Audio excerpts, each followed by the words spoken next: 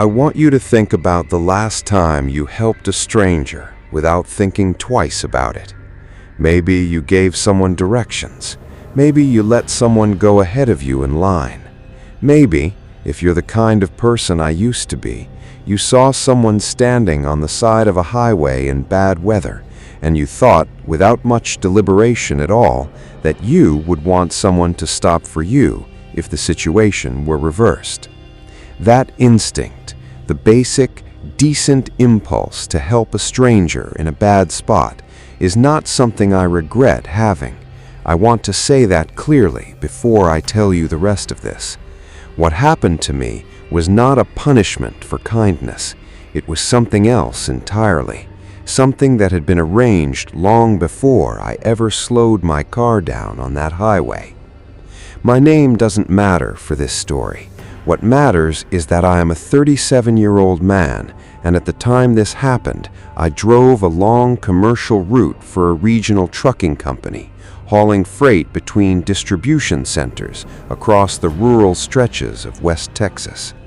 It is solitary work, long hours, empty highways, the specific kind of silence that settles into you after enough years of driving alone. This is the story of one drive on one rainy evening that I will never be able to think about the same way again. I have driven that same general region of West Texas for the better part of 11 years by that point. I knew the rhythms of it, which stretches had cell signal and which didn't, which gas stations had decent coffee, which truck stops were worth the extra 10 minutes and which weren't. I had picked up a hitchhiker exactly twice before in all those years, both times uneventful, both times exactly what they appeared to be. I bring that up only because I want you to understand that what happened that Tuesday was not the result of carelessness or inexperience. I was by any reasonable measure a careful driver who had made a version of this same decision before without incident. It was a Tuesday evening in October, and I was about 90 minutes from the end of a long haul, driving a stretch of two-lane highway that ran through some of the emptiest country I have ever driven.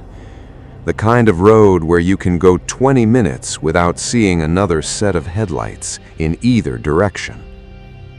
The rain had started about an hour earlier, not heavy but steady, the kind of rain that turns a gray evening into something that feels considerably later than it actually is. I saw him from a distance, a figure standing on the shoulder, thumb raised, a duffel bag at his feet. I want to be honest that my first instinct was simply not to stop. I don't typically pick up hitchhikers. It's generally discouraged by the company for reasons that are obvious enough to need no explaining. But something about the specific isolation of that stretch of road, combined with the rain, combined with an instinct I have never fully been able to explain to myself since, made me slow down. He looked ordinary, mid-30s maybe, wet through his jacket, tired in the way anyone standing in the rain for an unknown length of time would look tired. Nothing about his appearance struck me as alarming in any way. I pulled over. He jogged up to the passenger door, and I leaned across to push it open for him. He climbed in, shook some of the rain off his sleeve, and said, "Thanks for stopping. Really appreciate it, Marcus."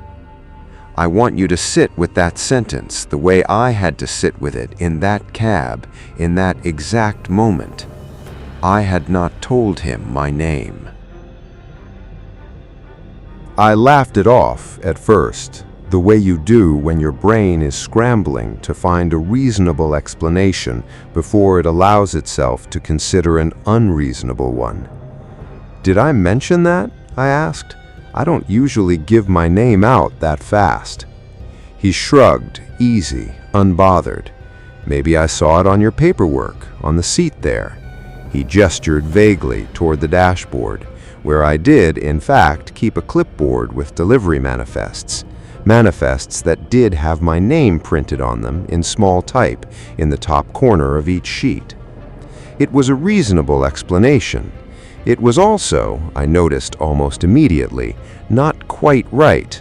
The clipboard was sitting face down on the seat between us, manifest side pressed against the vinyl, my name not visible from any angle he could have glimpsed it from in the 2 or 3 seconds since he'd climbed in. I did not say anything about that discrepancy out loud. I filed it away, the way you file away small wrongnesses when you are not yet ready to fully believe something is wrong. We drove for a few minutes in relatively normal conversation. He said his name was Daniel, said his car had broken down about 10 miles back, said he was trying to get to the next town to find a mechanic or a place to stay for the night. Ordinary details, plausible details. But he kept looking at me.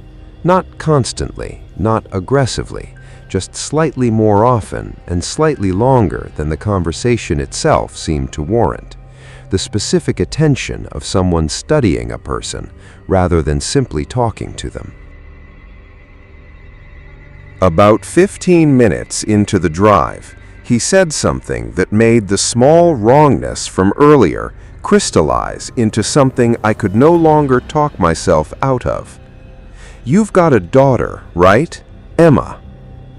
I did have a daughter named Emma. She was 11 years old, and she lived with her mother 2 states away, and I had absolutely no reasonable explanation how a stranger I had picked up 10 minutes earlier off a rural highway could know her name. I did not answer him right away. I remember gripping the steering wheel harder than the actual driving conditions required, my mind moving very fast through a very short list of explanations, none of which made any sense at all. "How do you know that?" I said. It did not come out as a question. It came out flat, careful, the specific tone you use when you are trying very hard not to let your voice reveal how frightened you actually are. He smiled, not a threatening smile exactly, something stranger than that, something that looked almost like satisfaction. "You mentioned her," he said, "back at the gas station." I had stopped at a gas station about 40 minutes before picking him up. I had, in fact, taken a phone call in the parking lot, a call from Emma's mother about a school event, during which I had said Emma's name multiple times, standing outside my truck in a mostly empty parking lot with absolutely no reason to think anyone was paying attention to a trucker on a phone call. Except, apparently, someone had been. I tried to reconstruct the gas station in my memory as clearly as I could, sitting there in the cab with the rain drumming steadily on the roof. It had been a small, independent station, not one of the larger chain stops. 2 pumps, a single attendant visible through the window, a handful of parked cars I hadn't paid any particular attention to at the time. I remembered a dark sedan parked at the far edge of the lot, away from the pumps, engine off, no one visibly inside it that I had noticed. I had not thought about that car again until this exact moment, sitting in my own truck cab 15 minutes down the highway, trying to understand how a stranger now sitting beside me had learned my daughter's name. I could not say with any certainty whether that sedan belonged to him. I could not say how long he might have been standing near enough to hear a phone call I had assumed the entire time was private, simply because no one else appeared to be paying attention. I want to walk you through what that meant, because it took me several long, silent seconds in that truck cab to fully process it. He had been at that gas station. He had seen me. He had heard, or at minimum, overheard fragments of, a personal phone call I had taken in what I believed was a private moment in a public place. And at some point after that, whether by following my truck or simply by knowing which direction the highway led and positioning himself accordingly, he had ended up standing on the shoulder of the exact road I would be driving, in the exact stretch where I would eventually stop. I did not believe in that moment that any of this had been coincidence.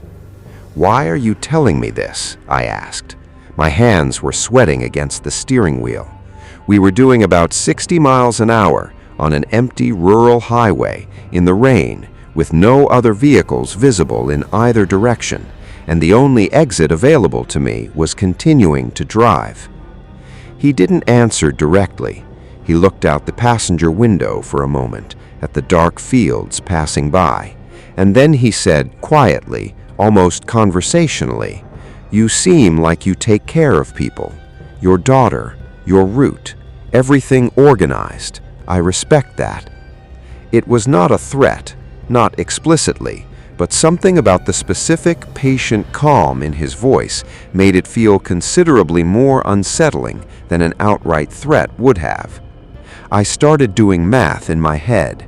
Distance to the next town, distance to anywhere with people, with light, with an exit that didn't involve pulling over alone on an empty highway with a stranger who somehow already knew things about my life I had not told him. I remembered then that there was a 24-hour truck stop about 8 miles ahead, a place with fuel pumps, a diner, other drivers, actual people, actual light. I did not tell him I was planning anything. I simply kept driving at a steady, unremarkable speed, watching the mile markers pass with an intensity I had never previously given a mile marker in my entire life. He continued talking in that same easy, unbothered tone about nothing in particular, the weather, the route, a story about his own supposed car trouble that I no longer believed for a single second. I responded when necessary, kept my voice level, kept both hands on the wheel, and did the only thing that felt like it might actually protect me. I got us somewhere with witnesses. The truck stop's lights came into view about 10 minutes later, glowing yellow-white against the dark, rain-soaked horizon, the most welcome sight I believe I have ever seen in my life. I pulled in, parked near the entrance, close to the fuel pumps, close to the diner windows glowing warm with actual people inside them, and I said, as calmly as I could manage, that I needed to stop here for the night, that this was as far as I could take him. He looked at me for a long moment, long enough that I genuinely did not know what was going to happen next. Then he said, "Sure, no problem," and got out of the truck without another word. I did not relax the moment he got out. I locked the doors the second they closed, and I sat there, in that lit parking lot, watching him walk unhurriedly across the pavement toward the edge of the property, where the light gave way back to darkness. I called 911 from inside my locked truck, my voice shaking in a way I am not typically prone to, and I explained everything as clearly as I could manage. A hitchhiker, personal information he should not have had, a phone call at a gas station 40 minutes back that he apparently had no reasonable way of overhearing from any legitimate distance. The dispatcher took the details calmly, asked me to stay where I was in a well-lit, populated area, and told me deputies were being sent to the truck stop. 2 sheriff deputies arrived within 20 minutes. By that point, the man was long gone. No sign of him anywhere on the property. No vehicle matching any description I could give them. Nothing except my own account of what had happened. One of the deputies, a man named Sergeant Alvarez, took my statement with a level of seriousness I had not fully expected, given that on paper, nothing illegal had technically occurred. He explained that they'd had a handful of similar reports over the preceding months, truckers and long-haul drivers along that same general corridor, describing a man matching a similar description who seemed to know unsettling personal details about the drivers who picked him up. "We think he's been using gas station cameras and overheard conversations to build a profile on drivers before he ever gets in their vehicle," Alvarez told me. "Truck stops, fuel islands, people talk on the phone out there all the time thinking no one's paying attention. He's apparently very good at paying attention." I asked him at that point the question that had been sitting in my chest since the moment Daniel had said Emma's name. I asked whether I had actually been in danger, or whether this was simply an unsettling but ultimately harmless encounter with someone who got some strange satisfaction out of frightening strangers. Alvarez was careful with his answer, in the way I imagine officers learn to be careful after enough years of not wanting to either minimize a real threat or inflate a manageable one. He said the honest answer was that they didn't know yet, and not knowing was, in his professional opinion, reason enough to take the pattern seriously rather than dismiss it as harmless eccentricity. He said the specific combination of factors, targeted personal information, an isolated location, a captive situation inside a moving vehicle, was consistent with behavior seen in cases that escalated, even if this particular case, so far, had not. That answer did not make me feel better. I don't think it was meant to. I think it was meant to be honest, and honesty in that moment mattered more than comfort would have. Over the following weeks, I learned more than I initially expected to, mostly because Sergeant Alvarez, to his credit, kept me updated as the investigation developed. There had been at least 6 other reported incidents along that same general highway corridor over the preceding 8 months. Truckers and occasional civilian drivers who had picked up the same man or a man matching a highly similar description and had described some version of the same unsettling experience. A name known that shouldn't have been. A family detail referenced that had only been spoken aloud in what the driver believed was a private moment at a gas station or truck stop. Investigators eventually pieced together a working theory, though never a fully confirmed one. The man appeared to frequent a specific string of truck stops and rural gas stations along that corridor, positioning himself where he could plausibly overhear phone calls, read the incidental information visible on dashboards and paperwork, and observe drivers' routines closely enough to construct a small, unsettling profile before ever approaching them for a ride. Whether his intent in any of the reported cases was ever to escalate beyond that unsettling display of knowledge was never established with certainty. No reported incident along that corridor, including mine, resulted in physical harm, but the pattern itself, the deliberate collection of personal information from strangers, followed by calculated proximity, followed by a ride obtained through nothing more than a raised thumb on an empty highway, was disturbing enough on its own that the sheriff's department across 2 counties eventually coordinated a joint advisory to trucking companies operating that route. He was never definitively identified. The description drivers gave investigators varied just enough across 6+ reports that no single photograph or database match was ever confirmed. As far as I know, as of the last update Sergeant Alvarez gave me, the case remains open. I think about that specific fact more than almost any other detail of this entire experience. Not the ride itself, not even the moment he said Emma's name. The fact that a man capable of that level of patient, deliberate observation is, as far as anyone officially knows, still out there, still working the same highway, still standing on shoulders with his thumb raised, waiting for the next driver, kind enough or tired enough or simply human enough to slow down. I changed some things after that night beyond simply refusing rides to strangers. I stopped taking personal calls outside my truck at fuel stops, no matter how empty the lot looked. I started parking, when possible, closer to lit areas with other people around, even when it meant a slightly longer walk to the pumps. Small changes, the kind of changes that feel almost embarrassingly minor against the size of what prompted them, but that I have kept up without fail. I do not pick up hitchhikers anymore.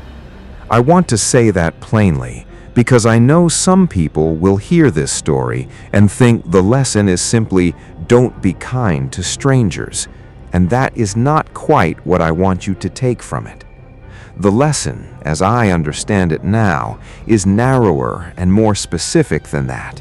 It is this: the version of privacy we assume we have in public spaces, a phone call in a gas station parking lot, a name printed on paperwork sitting on a truck seat, the ordinary details of a life spoken aloud without a second thought, is far thinner than most of us ever consider.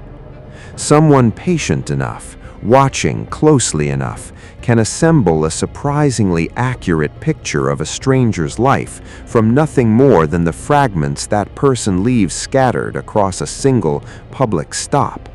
A name overheard, a detail mentioned on a phone call, a piece of paperwork left face up on a dashboard.